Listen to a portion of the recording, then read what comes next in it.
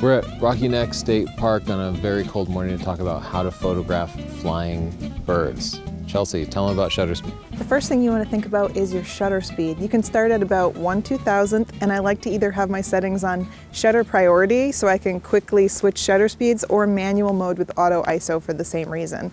Because I know we're talking about shooting flying birds, but sometimes they perch and that can make a good shot too. So you'll start at 1/2000th of a second, and that's usually good for any smooth flying bird, not doing too much crazy movement. Once you get into a bird that's smaller and diving, like a kingfisher, you might want to bump it up. You might also find that if you have a really high resolution camera, it introduces more camera shake or motion blur, so you might have to bump up the shutter speed for that too. But a little bit of trial and error goes a long way. Zoom in 1:1 to see if there's any kind of shake or blur, and then if there is, just up your shutter speed a bit.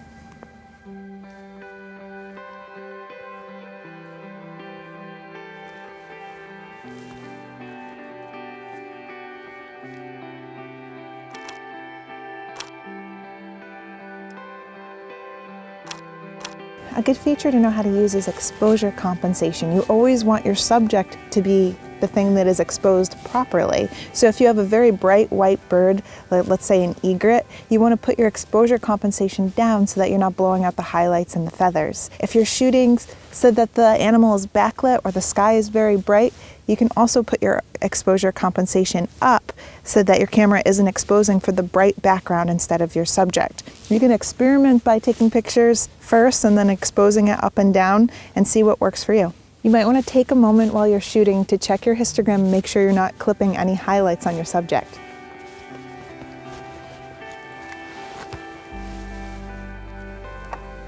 Oh, he just had to poop.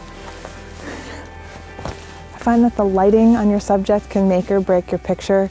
I typically try to shoot with my back to the sun so that my subject is lit up, but that doesn't always work out. Birds typically take off into the wind and the sun can be in a different direction, so you can't always have it perfect. Another thing is overcast days can kind of make your subject look soft, but I tend to just go out and shoot anyway. You never know what you're gonna get.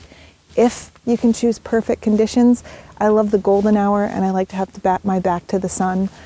Right now there's some really beautiful soft light on this hawk and he's looking right into it, and so we're getting some really nice pictures where his eyes are nicely lit. When I shoot, I tend to shoot RAW plus JPEG, and when I say that, I mean I shoot RAW to my faster card and JPEG to my slower card. RAW is easier to bring out the details when you're editing in post. The JPEG is a little more cemented, but you still have some ability to edit your picture, bring up the shadows, bring down the highlights, just not as drastically. I don't tend to have buffering problems with my camera, but I might run into that issue if I'm getting really fast action like a bird diving for a fish. If that's a problem for you, if you feel like you're missing shots because you're filling your buffer, then you might want to consider switching to JPEG. That will allow you to get more shots before your buffer is full. But like I said, you might not be able to recover those shadows or highlights as easily. So you kind of have to decide for yourself which works best for you. Are you missing that crucial shot because your buffer is filling? You can consider JPEG. If it's just fine like me, shoot RAW or RAW plus JPEG. For my ISO, I'm pretty much always in auto ISO. And I know you're gonna get a lot of people saying they like to meter the scene once and then just use manual ISO, but I just haven't found that that works for me. I find that, especially with flying birds, they might fly from full sun into the shade, and then your exposure will change drastically. And I know, maybe you're super smart and super fast and you can do that while the bird is flying, but for me, I'd rather let the camera do it because it can do it multiple times per second. Other things can change your overall exposure that require me to use auto ISO, like the sun moving behind the cloud can change the exposure by 2-4 stops. Even on an overcast day where the lighting seems even, the sun will move from patches of really thick clouds to thin clouds, and you might see the exposure change by a full stop. Even on a clear day, over the course of 15 minutes, the sun's usual path will change the exposure by maybe 1/3 of a stop. So for me, I'm using auto exposure all the time. Focusing is super important. All your settings don't matter at all if the bird is out of focus. So of course, for a flying bird, you're in continuous focusing mode. For a bird that's flying against a cluttered background, like they're flying against the background of the trees or the water, I use a single autofocus point and I do my very best to keep it on the bird. Now, on the Nikon D5 and the Nikon D500, I find the 3D tracking works well enough that I'll use it to track the bird as it moves across the frame. On the D850 and pretty much every other camera in the world, I end up just using a single fixed autofocus point. It is really hard to keep that focusing point on a bird with a big telephoto lens though, especially when it's handheld. It just takes practice. Now, if the bird is against a clear sky, that's great news because I can just use all the autofocus points, and that way, as the bird meanders through the frame, the camera's going to track it and keep it in focus. I am a back button focus person. We have a video on that if you aren't familiar. Now, some of the latest cameras like the Canon 5DSR, the Canon 5D Mark IV, the D500, D5, D850, and the Sony A9 and the Sony A7R III, they allow you 2 buttons that you can use for back button focus. And I program one of them to do a single autofocus point and the other one to do all autofocus points. That way, if I'm tracking a flying bird and it goes from a crowded background where I want the single autofocus point, I'll hit the AF on button that does single autofocus point. If it moves into the clear sky, I can make my life easier by hitting the other autofocus button and tracking all the autofocus points. Check our tutorials for detailed information on how to configure back button focus for your camera.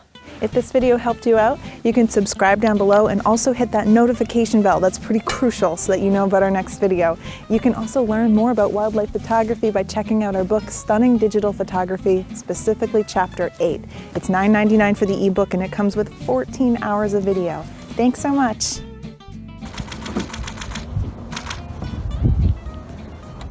Tony, is the focus tracking unbelievable? Leave. I'll leave. Tony. I heard that the D850 has 4K video. Did you read about that? Oh. Tony, would you recommend people buy that lens? Would?